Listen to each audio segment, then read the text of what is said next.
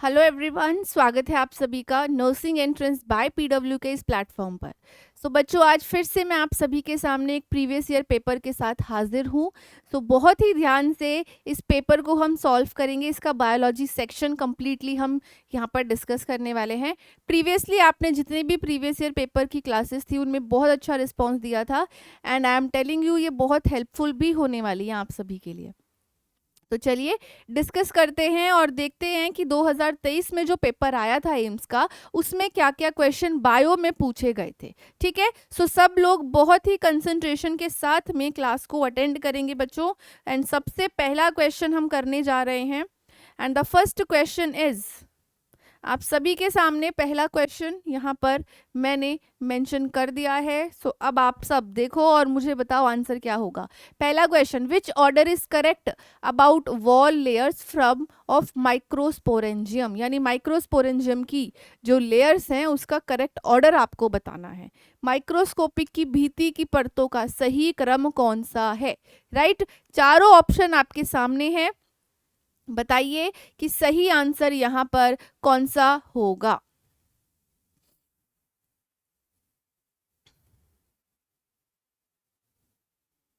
जल्दी से बताइए।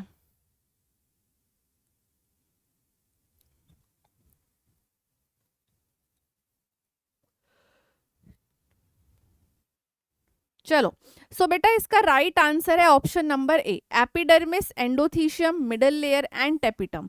ठीक है, एपिडर्मिस की हम बात करें, ये क्या होती है? Outer most. ये कौन सी लेयर है? आउटर मोस्ट लेयर कहलाती है। ठीक है, एंडोशियम की अगर हम बात करें, एंडोशियम किस तरीके की लेयर है या इसका क्या काम है? ये एंथर के डीहिसेंस को प्रोटेक्ट करती है ना, ताकि भाई डीहिसेंस ना हो, हेल्प करती है उस डीहिसेंस में, बेसिकली हेल्प्स इन डीहिसेंस। अगर ये नहीं होगा तो डीहिसेंस में दिक्कत आएगी। ठीक है, helps in डीहिसेंस of anther.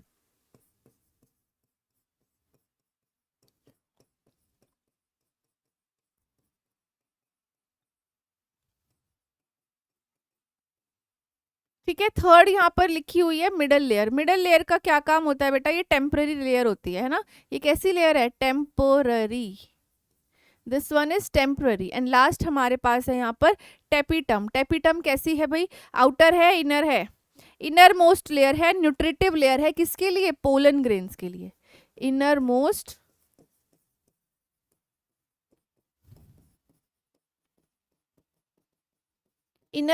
Nutritive layer for pollen.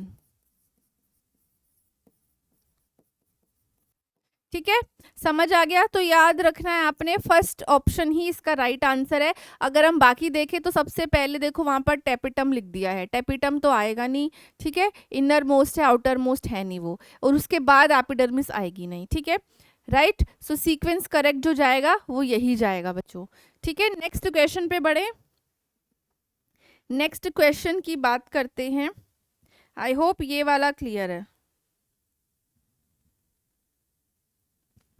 चलो, नेक्स्ट क्वेश्चन आप सभी के सामने, which disease is related to deficiency of thyroxine hormone. Important question और बहुत ही इजी क्वेश्चन।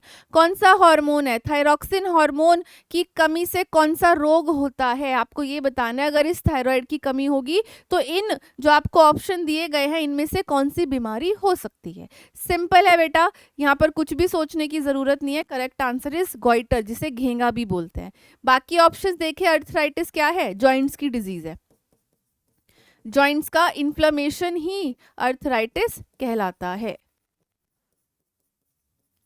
ठीक है, ट्यूबरक्लोसिस बैक्टीरियल इन्फेक्शियस डिजीज है, माइकोबैक्टीरियम ट्यूबरकुलाई से होती है। एक्रोमेगैली क्या है? What is acromegaly? एक्रोमेगैली तब होगी जब ग्रोथ हार्मोन का सिक्रीशन कैसा होगा भाई? एक्सेस होगा ना, ज्यादा सिक्रीशन होगा ग्रोथ हार्मोन का, तब एक्रोमेगैली जो है वो देखी जाएगी। एक्सेस सिक्रीशन ऑफ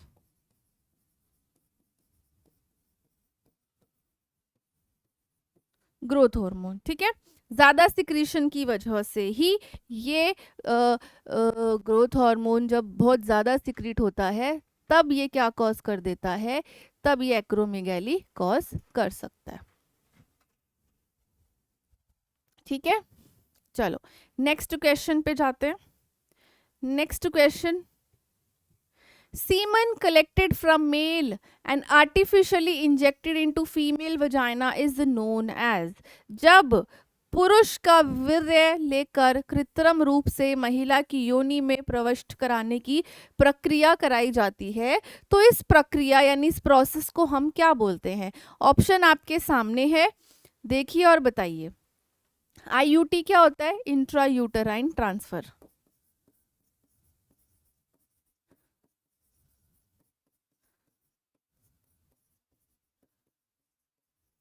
आईयूटी मतलब इंट्रा यूटराइन ट्रांसफर। आईसीएसआई क्या है? स्पर्म इंजेक्टेड, इसमें मेनली स्पर्म इंजेक्टेड इन ओवम। ठीक है, गिफ्ट इज गैमीट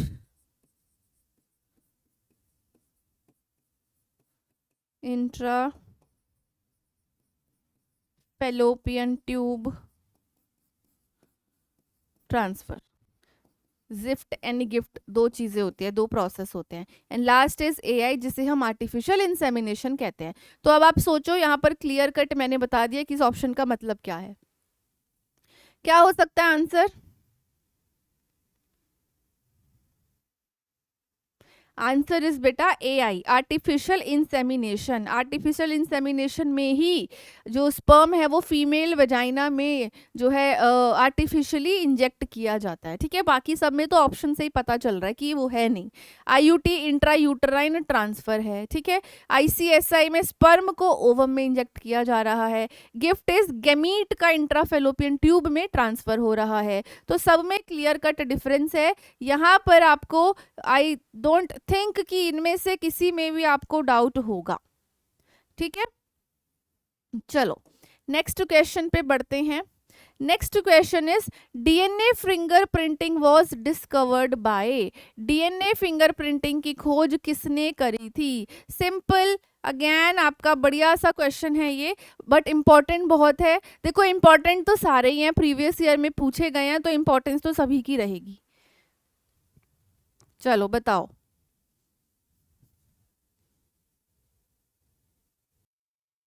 राइट, तो इसका सही आंसर क्या होगा? डीएनए फिंगरप्रिंटिंग बेटा किसने डिस्कवर की थी? एलिक जेफरीज ने डिस्कवर की थी। कब करी थी? 1984 में। 1984 में करी थी। अगर हम बाकी ऑप्शंस देखें यहाँ पर, थॉमस मॉर्गन ने कौन सा कॉन्सेप्ट बताया था? याद है किसी को? थॉमस मॉर्गन ने बताया था क्रोमोसोमल इनहेरिटेंस का। Chromosomal inheritance.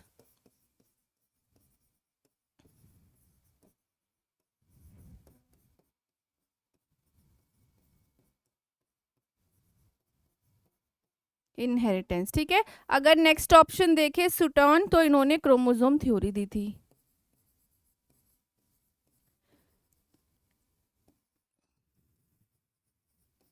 And last option हमारे पास है मेसेल्सन। मेसेल्सन ने डीएनए रेप्लिकेशन का एक्सपेरिमेंट किया था, एक डीएनए रेप्लिकेशन एक्सपेरिमेंट।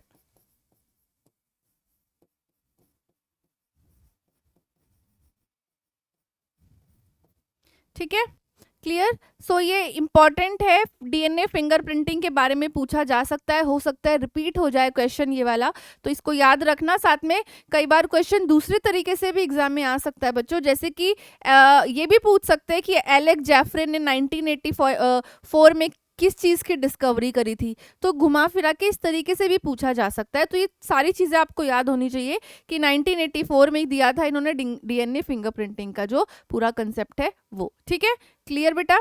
चलो आगे बढ़ेंगे। Next question is negatively charged DNA wrapped around histone octamer forms.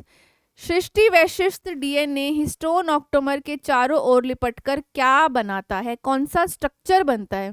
Mainly आपको वो बताना है। क्या क्रोमोसोम बनता है, क्या न्यूक्लियोसोम बनता है, या क्रोमैटिन बनता है, या न्यूक्लियोटाइड बनता है? न्यूक्लियोटिड क्या बनता है इन चारों में से, ये आपको बताना है। चलो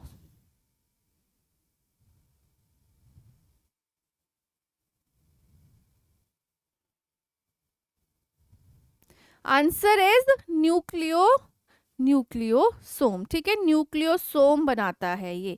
कैसे बनाता है? हिस्टोन के आसपास में रैप होकर के स्ट्रक्चर बनाएगा।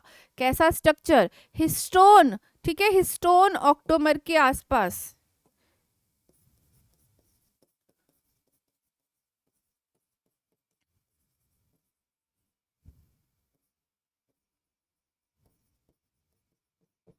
हिस्टोन ऑक्टोमर के आसपास रैप होकर के ये एक स्ट्रक्चर बनाता है, उसको हम न्यूक्लियोसोम बोलते हैं। और यही न्यूक्लियोसोम किसका फंक्शनल यूनिट है?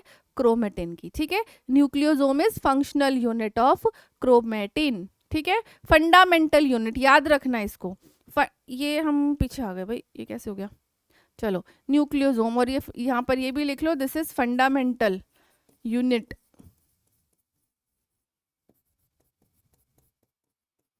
Of chromatin. ठीक है, क्रोमेटिन की फंडामेंटल यूनिट होती है। हो सकता है यही पूछ ले कि क्रोमेटिन की फंडामेंटल यूनिट क्या होती है, तो हर तरीके के लिए आपको तैयार रहना है। ठीक है, next question, which of the following is functional residual volume? FRV किसको बोलते हैं? निम्न में से फंक्शनल रेजिडुअल वॉल्यूम क्या है? बताओ भाई। लंग्स की कैपेसिटी वो सब याद करो, वहां से आपको इस वॉल्यूम और इन सारी चीजों के बारे में पता चल जाएगा। ये जो ऑप्शंस में एब्रीविएशन दी हुई है ना, TV, देन IRV, RV, इनको डिकोड करो, इसका एब्रीविएशन का फुल फॉर्म याद करो, सब समझ में आ जाएगा डेफिनेटली। ठीक है, सोचो क्या होती है ERV, what is ERV, what is RV, ये सब याद करो, फिर सब पता लग जाएगा। देखो, पूछा गया है फंक्शनल रेजिडुअल वॉल्यूम के बारे में। सो ये फंक्शनल रेजिडुअल वॉल्यूम क्या होती है? बेसिकली फंक्शनल रेजिडुअल कैपेसिटी वो अमाउंट ऑफ एयर है जो नॉर्मल एक्सपायरेशन के बाद हमारे लंग्स में बच गई। ठीक है, क्या है? This is functional residual capacities, amount of air left after normal expiration। तो अब देखो, ये क्लियर कर दी मैंने FRV की या FRC की वॉल्यूम। तो अब आप इसी से सोच लो कि क्या हो सकता है। RV क्या होती है? RV is residual volume, RV is residual volume. तो अब बताओ,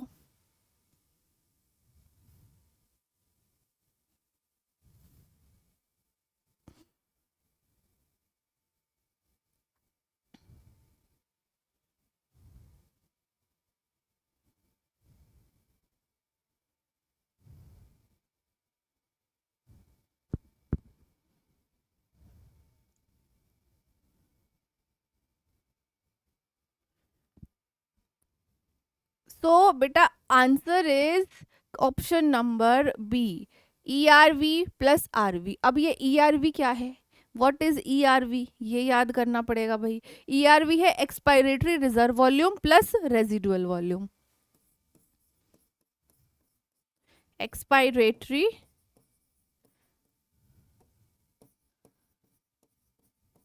reserve volume plus residual volume. जब हम इन दोनों को ऐड करते हैं तो हमारे पास जो वैल्यू आएगी that is the functional residual volume, यानी कि वो एयर जो हमारे लंग्स में नॉर्मल एक्सपायरेशन के बाद में बच गई है। ठीक है, ERV सबको पता है, ERV पता है। एक्सपायरेटरी रिजर्व वॉल्यूम वो क्या होती है? मैक्सिमम अमाउंट ऑफ एयर जो हम फोर्सफुली एक्सहेल कर सकते हैं। मैक्सिमम अमाउंट जो मैं फोर्सफुली ऐसे एक्सहेल, फोर्सफुली जो हम मैक्सिमम अमाउंट एक्सहेल कर सकते हैं नॉर्मल टाइडल वॉल्यूम के साथ, दैट इज ERV। ठीक है, क्लियर? चलो आगे बढ़े इस क्वेश्चन को क्लियर करके। Next question, which of the following is a variety of cauliflower? निम्न में से कौन सी फूल गोभी का एक किस्म है? सो बेसिकली वेराइटी बतानी है आपको, इनमें से कौन सा कॉलीफ्लावर का वेराइटी है जो आपको लग रहा है, बताओ। पूसा सदाबहार, पूसा शुभ्रा, हिमगिरी या पूसा कोमल? क्या हो सकता है आंसर? सदाबहार, शुभ्रा, हिमगिरी, पूसा, कोमल, क्या होगा?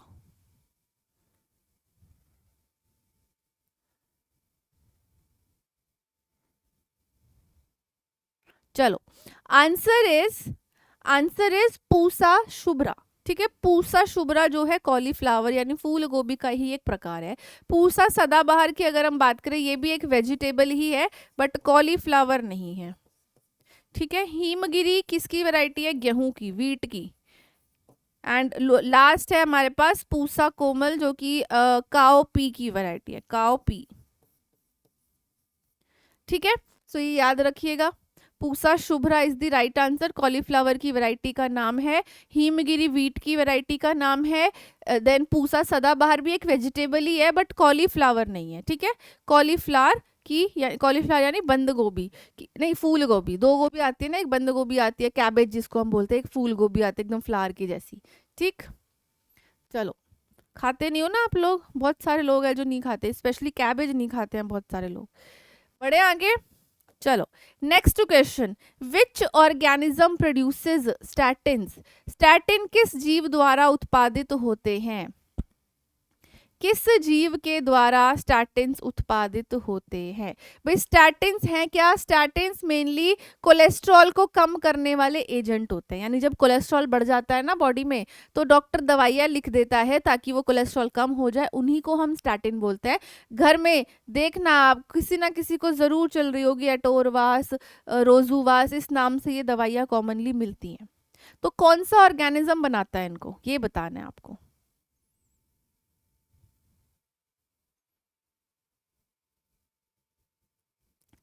हिंट दू, ईस्ट से बनता है, ईस्ट। अब वो कौन सी ईस्ट है, इनमें से ईस्ट कौन सी है, ढूंढ लो उसको। इनमें से ईस्ट कौन सी है, ढूंढ लो। वेरी इजी, अब तो हिंट दे दिया, बहुत इजी हो चुका है, इजी हो चुका है अब तो। चलो बेटा, एक ही है, मोनास्कस परप्यूरस, ये ईस्ट है। इसी से जो स्टैटिन्स है वो प्रोड्यूस करे जाते हैं, बनाए जाते हैं। अगर हम बाकी ऑप्शंस देखें, जैसे ट्राइकोडर्मा पॉलीस्पोरम, इससे क्या बनता है? साइक्लोस्पोरिन। क्या है साइक्लोस्पोरिन? एंटीबायोटिक, एंटीबायोटिक है। एस्परजिलस नाइगर, क्या है एस्परजिलस नाइगर? क्या बनेगा इससे? राइट, सोचो भाई, इंपॉर्टेंट है ये, सिट्रिक एसिड प्रोडक्शन में काम आता है, सिट्रिक एसिड प्रोडक्शन। ठीक है, लास्ट है क्लोस्ट्रीडियम बुटाइलिकम, इससे क्या बनेगा? इससे बनेगा ब्यूटरिक एसिड, ब्यूटायरिक एसिड। तो भाई पेपर में ऐसा भी तो हो सकता है इस बार ये पूछ ले, इनमें से ही कोई और पूछ ले कि क्लोस्ट्रीडियम बुटाइलिकम से क्या बनता है, एस्परजिलस नाइगर से क्या बन सकता है। ठीक है, क्लियर? तो क्वेश्चंस बेटा इसी तरीके से घुमा फिरा करके ना हर साल पूछ लिए जाते हैं। चलो आगे बढ़े, नेक्स्ट क्वेश्चन करते हैं। Cellulose is a polymer of, cellulose किसका बहुलक होता है? माल्टोज, सुक्रोज, ग्लूकोज या फिर फ्रक्टोज? बताओ भाई, बताइए किसका होगा?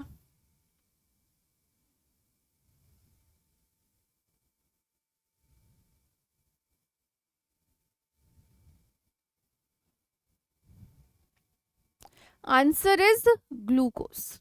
सेलुलोज जो है ग्लूकोज का ही पॉलीमर होता है। ठीक है, कैसा पॉलीमर होता है, कैसा किस चीज का बना होता है? बीटा डी ग्लूकोज का। किससे बना है? बीटा डी ग्लूकोज से।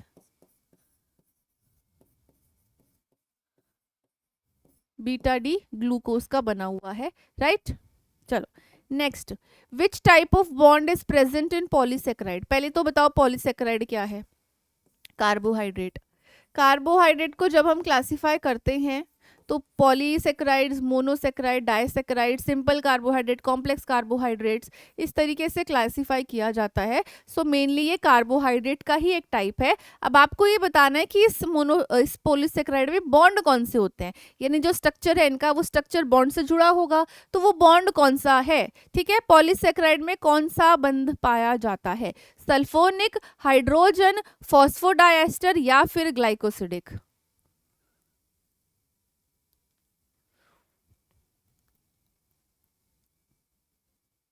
सिंपल है बेटा, ग्लाइकोसिडिक बॉन्ड पाया जाता है, ठीक है। सल्फोनिक बॉन्ड यहाँ नहीं होता। हाइड्रोजन बॉन्ड हो सकता है लेकिन सेकेंडरी उसमें होगा बस, only in secondary interaction, only in secondary interactions में मिलेगा। फॉस्फोडाइएस्टर बॉन्ड की अगर हम बात करें, ये मेनली मिलता है डीएनए आरएनए में, फाउंड इन डीएनए या आरएनए में मिलता है। So glycosidic is the right answer. Carbohydrates की जब हम बात करते हैं उसमें ग्लाइकोसिडिक बॉन्ड ही देखा जाता है, ठीक है। ये राइट आंसर हो गया। Next question, a vascular bundle having xylem and phloem arranged alternatively with different radii is called। वह सहवनी बंडल जिसमें जाइलम और फ्लोएम अलग अलग त्रिज्या पर कृत्रिम रूप से व्यवस्थित हो वो क्या कहलाता है? रेडियल, स्पाइरल, कोजॉइंट या कॉन्सेंट्रिक?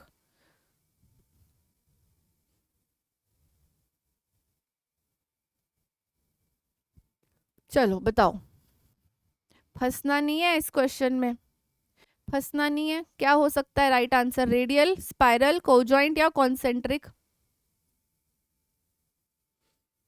सोचो, सोचने के लिए थोड़ा सा समय है आपके पास, सोच समझ करके आंसर करो, ठीक है। सोच समझ के क्वेश्चन को समझो और फिर आंसर करो।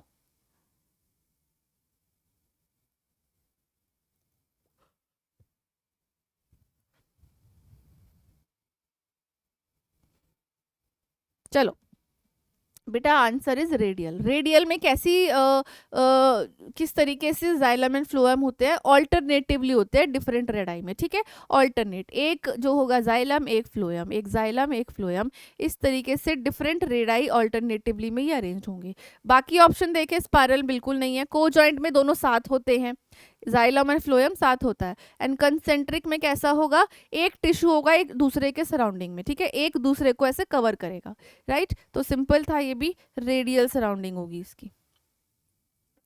Next question, which step does not occur in Calvin cycle? Calvin cycle में इनमें से कौन सा स्टेप नहीं होता?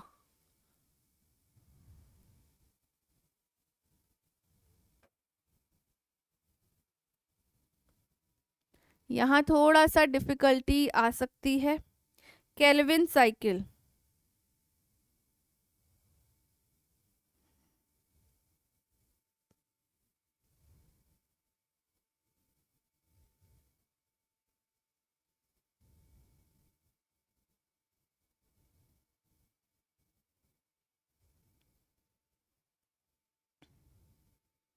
क्या है केल्विन साइकिल? इसको C3 साइकिल भी बोला जाता है। केमिकल रिएक्शंस होती हैं जहां पर कार्बन जो है, कार्बन साइकिल में फिक्स हो जाता है, ठीक है। सो उसमें कुछ स्टेप्स होते हैं, मेनली 3 स्टेप होते हैं। तो इनमें से वो कौन सा स्टेप है जो इस केल्विन साइकिल में नहीं होता? C3 साइकिल भी बोलते हैं इसको प्लांट्स में। तो इसमें से कौन सा स्टेप जो है वो यहाँ नहीं हो रहा? क्या रीजनरेशन होती है, क्या कार्बोक्सिलेशन, ऑक्सीडेशन या फिर रिडक्शन? सिंपल है, यहाँ पर टोटल 3 स्टेप होंगे जिसमें से जो ऑक्सीडेशन है ये स्टेप यहाँ एब्सेंट होता है, ठीक है। ऑक्सीडेशन नहीं होता, कार्बोक्सिलेशन होता है, रिडक्शन होता है एंड रीजनरेशन होती है, ठीक है। ये 3 स्टेप्स होते हैं, राइट। एक्चुअल फेजेस हैं ये। ऑक्सीडेशन नहीं होता, ऑक्सीडेशन नहीं होता। Next, which is an example of ciliary movement? निम्न में से सिलरी गति का उदाहरण कौन सा है? मूवमेंट ऑफ फूड, साइटोस्केलेटन के मूवमेंट या डस्ट पार्टिकल्स का रिमूव होना ट्रैकिया से, या इनमें से कोई भी नहीं? सीलिया, सीलिया की मूवमेंट का एग्जाम्पल बताना है।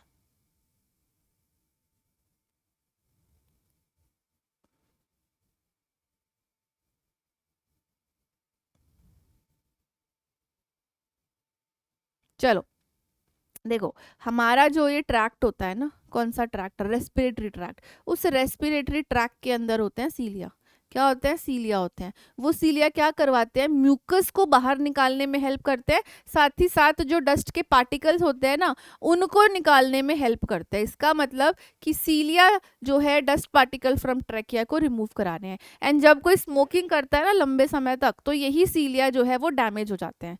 ठीक है, क्लियर। मूवमेंट ऑफ फूड क्या होती है, that is peristalsis. Movement of food को हम पेरिस्टाल्सिस बोलते हैं। साइटोस्केलेटन मूवमेंट यहाँ आएगा नहीं, ये तो डिफरेंट मैकेनिज्म है, ये तो है ही नहीं। ठीक है, चलो नेक्स्ट क्वेश्चन।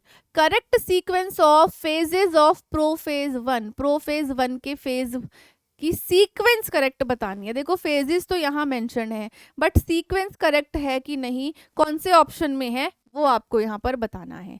ठीक है, सो देखो और ध्यान से और बताओ।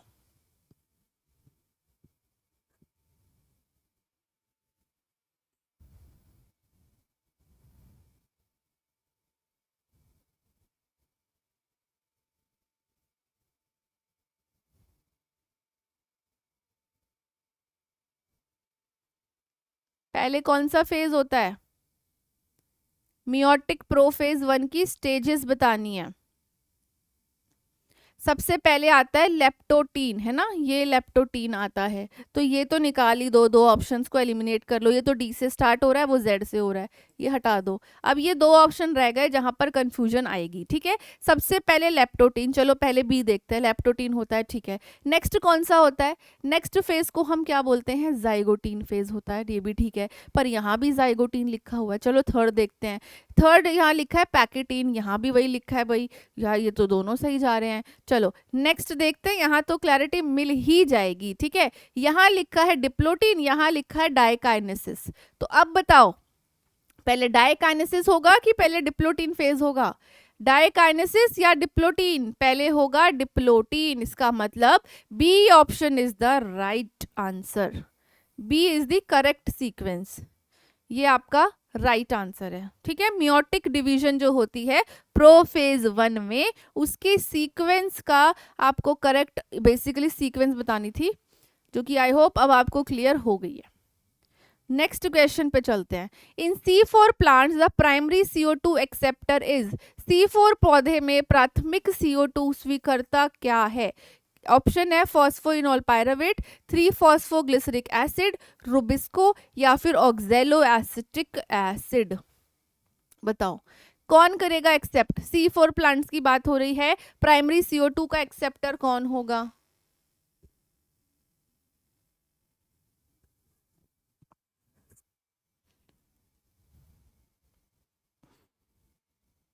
सिंपल है, आंसर इज फॉस्फोइनोल पायरावेट। क्या करता है ये फॉस्फोइनोल पायरावेट, ये फॉस्फोइनोल पायरावेट एक्सेप्ट करता है CO2।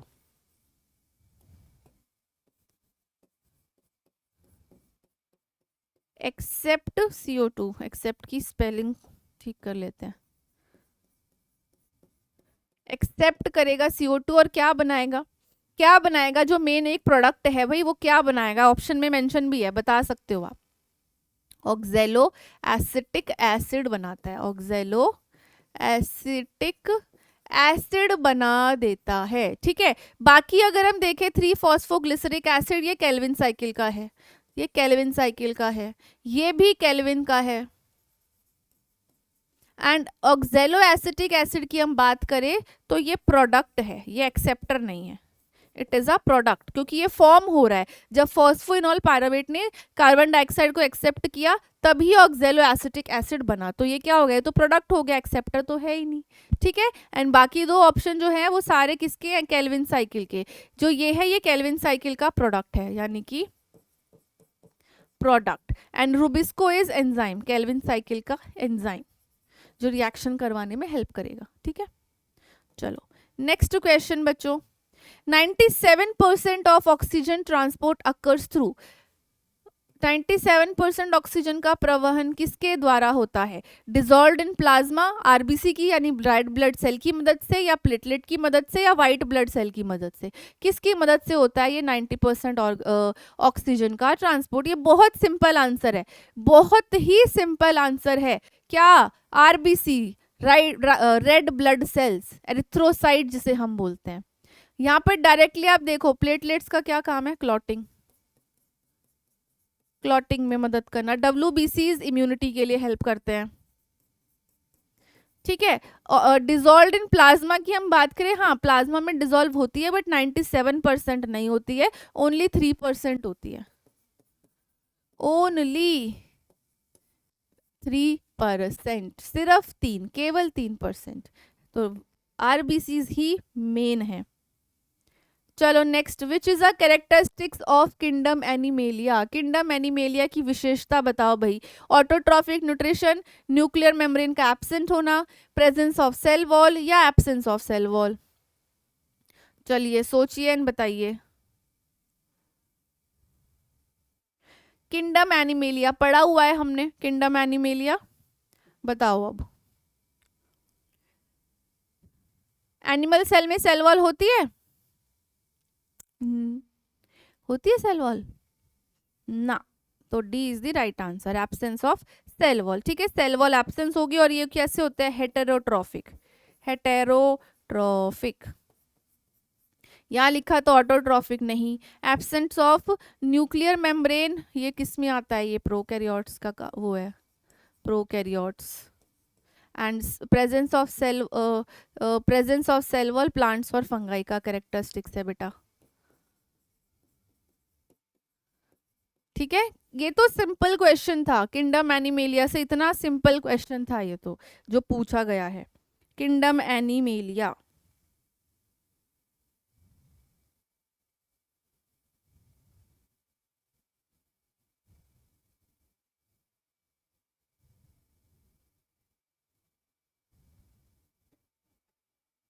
चलो नेक्स्ट क्वेश्चन की तरफ बढ़ेंगे।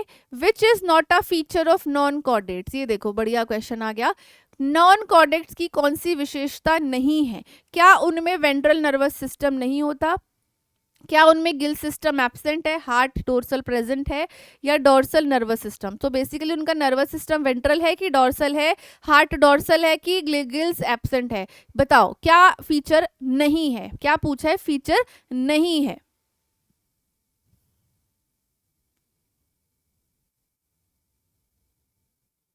क्या नहीं है भाई, नर्वस सिस्टम, हिंट दे रही हूँ, नर्वस सिस्टम से रिलेटेड है। अब बताओ, ऑप्शंस एलिमिनेट कर सकते हैं इजीली एंड आंसर बताओ कैसा होता है, वेंट्रल होता है, डोर्सल होता है, वेंट्रल होता है। तो इसका मतलब ये गलत था, यानी उनके अंदर डोर्सल नहीं दिखता ना, उनमें वेंट्रल दिखता है, गिल उनमें एब्सेंट होते हैं, हार्ट उनमें डोर्सल होता है। ये सब नॉन कॉर्डेट्स के बारे में सही है, केवल ये वाली जो स्टेटमेंट थी ये नॉन कॉर्डेट्स के बारे में गलत थी। ठीक है, चलो next question, mango belongs to which family. भाई ये क्वेश्चन मैंने आपको कराया हुआ है पहले भी, आम किस फैमिली से संबंधित है, ये पहले भी करा हुआ है, पहले ही चैप्टर में हमने ये जो क्वेश्चन था ये करा था। ये क्वेश्चन यूपी सीनेट में भी पूछा हुआ है, यूपी सीनेट में भी पूछा हुआ है, वहां पर मेंजीफेरा इंडिका के नाम से पूछा गया था। ठीक है, यहाँ डायरेक्टली मैंगो लिखा है, तो दोनों तरीके से आ सकता है, बट क्वेश्चन इंपॉर्टेंट है, देख लो रिपीट हो रहा है अलग अलग एग्जाम्स के अंदर। तो अब बता दो आंसर क्या है, करा हुआ क्वेश्चन, कोई गलती की गुंजाइश नहीं इतने सिंपल क्वेश्चन के अंदर। चलो क्या कर दो, आंसर बी है ना, B is the right answer, box बना देते हैं। चलो B is the right answer, करा हुआ क्वेश्चन है, इसकी ज्यादा एक्सप्लेनेशन में जाने की हमें जरूरत बिल्कुल भी नहीं है। ठीक है, फर्स्ट ऑप्शन जो है ये किससे रिलेटेड है, दिस इज ग्रासेस, घास। होमिनिडे ये क्या है भाई, ह्यूमंस। एंड जो नेक्स्ट ऑप्शन है ये दिस इज फ्लाइज। ठीक है, तो ऑड वन आउट वाला सिस्टम था इसके अंदर। तो चलो next question, amoeba forms 3 layered hard covering in unfavourable condition, this is called. Amoeba प्रतिकूल परिस्थितियों में अपने चारों ओर 3 परतों वाली एक कठोर आवरण बनाता है, इसे क्या कहते हैं, उस लेयर का नाम क्या है जो बन रही है अनफेवरेबल कंडीशन में, बडिंग, स्पोरुलेशन, एंसिटेशन या फिजन। प्रोटेक्टिव कवरिंग होती है एक तरीके से, प्रोटेक्टिव सिस्ट होती है जिसको हम बोलते हैं encystation, this is a protective.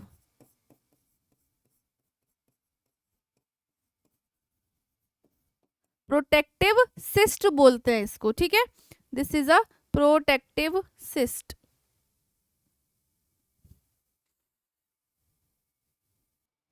ठीक है। सो बेसिकली प्रोटेक्टिव सिस्ट बनाती है ये अनफेवरेबल सर्कमस्टेंसेस के दौरान, एंड उसी की यहाँ पर बात हो रही है, एंड उस प्रोसेस को हम बोलते हैं एंसिस्टेशन। ठीक है। Next question, roots growing vertically upward in swampy areas are known as, दलदली क्षेत्रों में ऊपर की ओर बढ़ने वाली जड़ें उन्हें क्या बोलते हैं? स्टिल्ट रूट बोलते हैं, फाइब्रस रूट बोलते हैं, टैप रूट बोलते हैं, या न्यूमेटोट्रॉफ्स बोलते हैं? ऐसी जड़ें जो वर्टिकली ऊपर की तरफ ग्रो हो रही हैं, उग रही हैं। Answer is pneumatophores, right. Pneumatophores ही वो हैं जो आप ऊपर की तरफ ग्रो होती है, रेस्पिरेशन के लिए ग्रो होती हैं। किस लिए होती है? रेस्पिरेशन के लिए।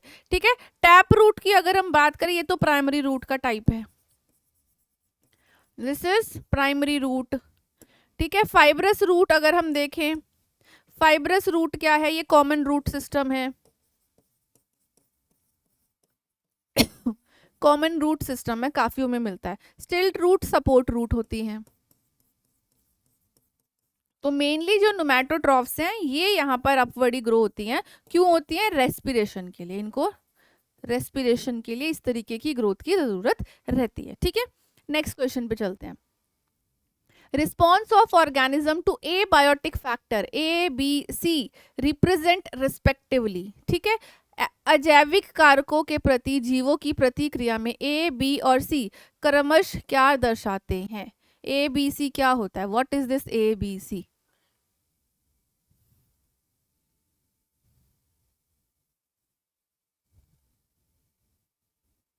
ए is regulator, B is conformer, ठीक है,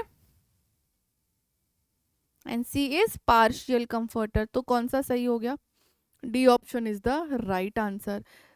रेगुलेटर मतलब कांस्टेंट इंटरनल एनवायरनमेंट मेंटेन करके रखना, कंफर्टर यानी कि चेंज करते रहना सराउंडिंग्स के हिसाब से, एंड पार्शियल रेगुलेटर का मतलब होता है कि जो लिमिटेड रेंज है एक, उस रेंज के अंदर अंदर उसको रेगुलेट करके रखने का काम होता है। ठीक है। समझ में आ गया? रेगुलेटर इज जो कांस्टेंट इंटरनल एनवायरनमेंट का टेम्परेचर मेंटेन करके रखेगा, कांस्टेंट इंटरनल एनवायरनमेंट मेंटेन करके रखेगा ऑर्गेनिज्म के लिए।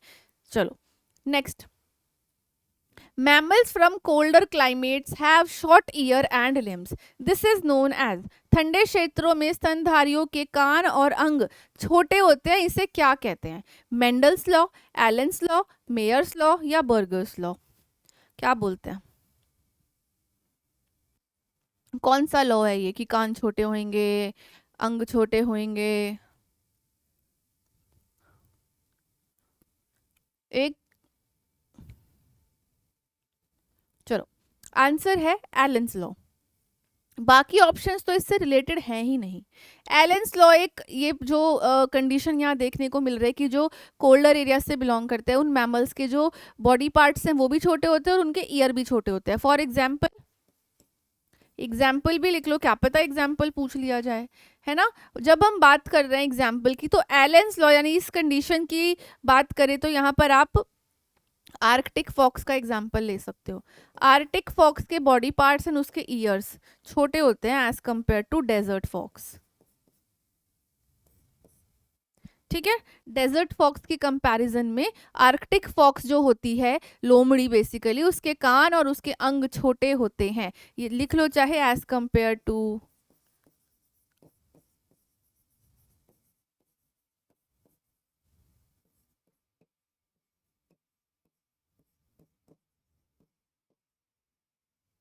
फॉर्नी फॉक्स, राइट। चलिए next question, degradation of detritus into simple inorganic substances by bacteria and fungi is called. Bacteria और फफूंद द्वारा डाइट्रिटस को सरल अकार्बिक पदार्थों में बदलने की प्रक्रिया क्या कहलाती है? क्या उसे हम फ्रेगमेंटेशन बोलते हैं, कैटाबॉलिज्म बोलते हैं, लीचिंग बोलते हैं, या ह्यूमिडिफिकेशन बोलते हैं? क्या बोलते हैं?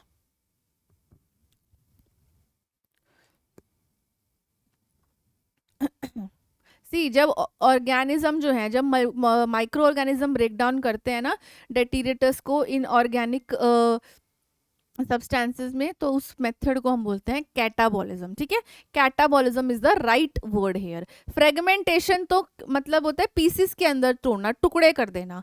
लीचिंग की अगर हम बात करें, लीचिंग होता है मेनली न्यूट्रिएंट को एक तरीके से डिसॉल्व करने का process, right. Humidification is humus formation, तो ये रिलेटेड ही नहीं थे। Catabolism is the right. Next question. In which step of citric acid cycle is GTP synthesized? ये सिट्रिक एसिड साइकिल, जिसे हम TCA साइकिल, जिसे हम क्रेब साइकिल के नाम से जानते हैं, इस साइकिल के दौरान GTP की सिंथेसिस कब होती है? कौन से स्टेप में होती है? हिंट दूं? सबस्ट्रेट लेवल फॉस्फोरिलाइजेशन रिएक्शन जब होती है ना, तब ये GTP जो है तब बनता है। अब इसमें से आप ये सोचो सबस्ट्रेट लेवल फॉस्फोरिलाइजेशन रिएक्शन कब हो रही है?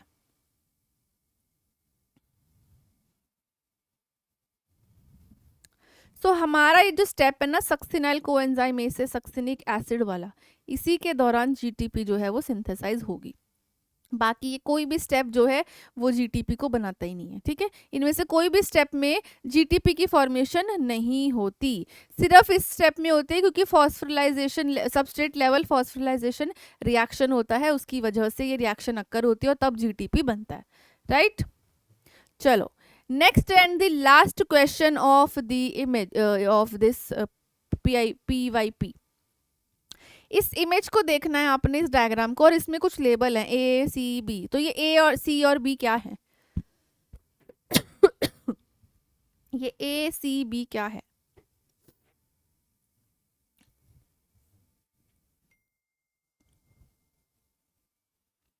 क्या है, किस चीज का इमेज है ये मसल कॉन्ट्रैक्शन दिखा रहा है। क्या दिखा रहा है? मसल की कॉन्ट्रैक्शन। तो अब मसल की कॉन्ट्रैक्शन से तो पहचान सकते हैं ना कि A क्या है, B क्या है, C क्या है। A is troponin. A क्या है? ट्रोपोनिन है। B इज, पहले C की बात कर लेते हैं, C is tropomyosin and B रह गया, B क्या है? F actin. एफ एक्टिन, हमें पता है मसल बनी हुई होती है एक्टिन और मायोसिन से, है ना, और मसल कॉन्ट्रैक्शन में मदद करते हैं ये। एफ एक्टिन क्या है? थिन फिलामेंट है। ट्रोपोमायोसिन क्या होता है? एक्टिन साइट को कवर करके रखता है, और ट्रोपोनिन मेनली कैल्शियम को बाइंड करवाता है। सो ये क्या था? This is the calcium bind. जब इस ये मसल जब कॉन्ट्रैक्ट होती है तो कैल्शियम ट्रोपोनिन के साथ में बाइंड होता है, ठीक है। ट्रोपोनिन क्या करेगा? बाइंड हो जाएगा कैल्शियम के साथ, उसी की वजह से ये ट्रोपोमायोसिन शिफ्ट होता है और बाइंडिंग अक्कर होती है। तो ये पूरा मसल कॉन्ट्रैक्शन का रोल था जो इस इमेज के अंदर आया हुआ है। ऐसी इमेज पहले ये पूछी गई है ये क्वेश्चन, और हो सकता है ऐसी सिमिलर इमेजेस और भी आ जाएं, ठीक है। सो दिए गए ऑप्शंस में से राइट आंसर कौन सा था भाई हमारा? A is troponin, B is F actin and C is tropomyosin. तो ये भी गलत है, ये भी गलत है। A is troponin, B is F actin and tropomyosin, ये वाला ऑप्शन ठीक है, राइट। चलो सो यहाँ पर हमने एम्स का प्रीवियस ईयर पेपर डिस्कस किया। कौन से ईयर का? 2023 का। 24 भी हम कर चुके हैं, 25 भी हम कर चुके हैं। सो आपके पास काफ़ी अच्छे अमाउंट ऑफ क्वेश्चंस आ चुके हैं, आपको पता है कि एम्स में कैसे क्वेश्चन पूछे जा रहे हैं, ठीक है। पिछला पेपर जो हमने डिस्कस किया था वो कंपैरेटिवली थोड़ा इजी था इसके मुकाबले में, तो इसी तरीके से लेवल वेरी करता रहता है और क्वेश्चन रिपीट भी होते हैं, तो इसीलिए प्रीवियस ईयर पेपर्स को उसके क्वेश्चंस को सॉल्व करना बहुत ही ज़्यादा इंपॉर्टेंट है आप सभी के लिए, राइट। सो आई होप आज का ये सेशन आप सभी के लिए बहुत हेल्पफुल रहा होगा। एंड अगर कुछ भी डाउट है किसी भी क्वेश्चन में तो you can always mention in the comment sections. Thank you everyone.